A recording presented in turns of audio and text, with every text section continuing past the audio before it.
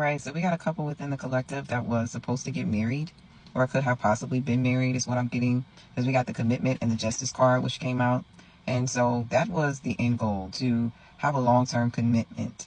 However, with this divine masculine in this connection, I feel like there was a sense of dissatisfaction here with the Four of Cups. You know, this person, I feel like, was not quite ready for this type of commitment. You know, they were not being emotionally fulfilled in this relationship 100%. You know, their feet, I feel like, was like 1 foot in and 1 foot out. And so eventually what it led to is discontent and a disconnection. So I feel like this person was running off in the relationship to pretty much escape the pressure of what the projected relationship was supposed to turn into. You know, I feel like the idea of marriage was harder for this person to digest. It could have been a lot of talk about it. It could have been a lot of emphasis on it. Or it could have just been one of those things where they sensed that the time was getting closer to take this connection to the next level.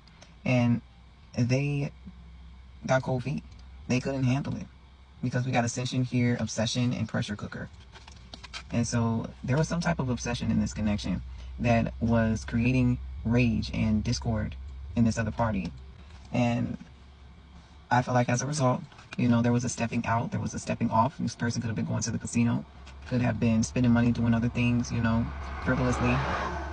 Some type of addiction, because we got intervention here. Maybe this divine masculine needs to get some type of help, or they lack discipline. And ultimately, I feel like they were retaliating because they felt like they were boxed in with the lockbox here. You know, they felt like they were trapped in this relationship. And so that was their escape, was to run off either to the casino or run off and do some things to take their mind off of the pressure. And instead of just keeping it real, just saying, you know, that they weren't in the space to move forward, that was the route that they chose. But I'm seeing the divine feminine finding more peace with her own solitude anyway. Because we got the 10 of Pentacles, the 9 of Pentacles, and the Sun and the 4 of Wands. So divine feminine in this connection could be spending a lot of time at home and just investing in herself and working and growing and, you know, putting her energy into her own happiness. At the bottom of the deck, we got the Queen of Wands. So Aries, Leo, Sagittarius could be significant. And the 6 of Wands. So I feel like essentially this fire sign recognized, you know, what type of ordeal she was dealing with this 2 of Wands here. You know, that there was going to be a lot of hoops to jump through in order to keep this connection afloat. And so I feel like the divine feminine here is deciding to stand her ground and to protect, you know, her heart.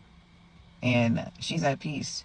I feel like this relationship is something that she came into awareness that she wasn't willing to sacrifice herself in order to keep.